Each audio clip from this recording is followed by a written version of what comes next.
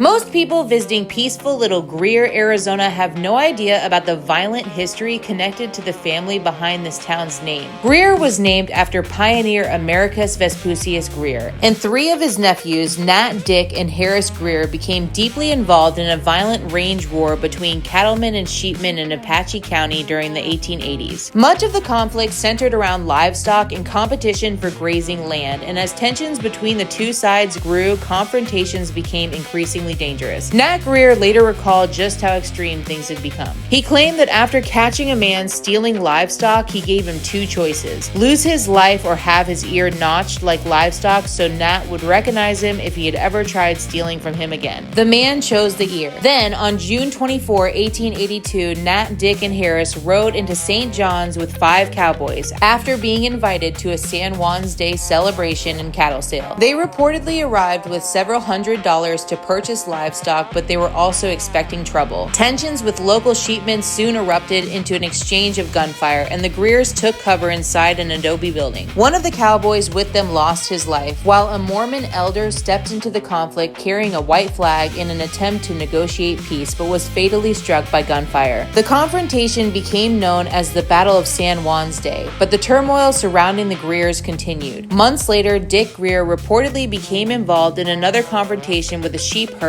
that proved fatal. Historical accounts say the man was placed in a shallow grave and sheep were driven across the ground afterward in an attempt to conceal where he had been buried. Nat, Dick, and Harris eventually went to trial over their involvement in the events at St. John's. The proceedings were held inside a saloon that had been converted into a courtroom, and in the end, all 3 brothers were found not guilty. It's hard to imagine any of this while standing in Greer today, surrounded by quiet cabins, forests, mountain meadows, and the Little Colorado River. But the family behind this peaceful little town's name has some seriously dark Wild West history. And as always, follow me for more fun in Arizona, but also follow me for more Arizona history you probably weren't taught in school.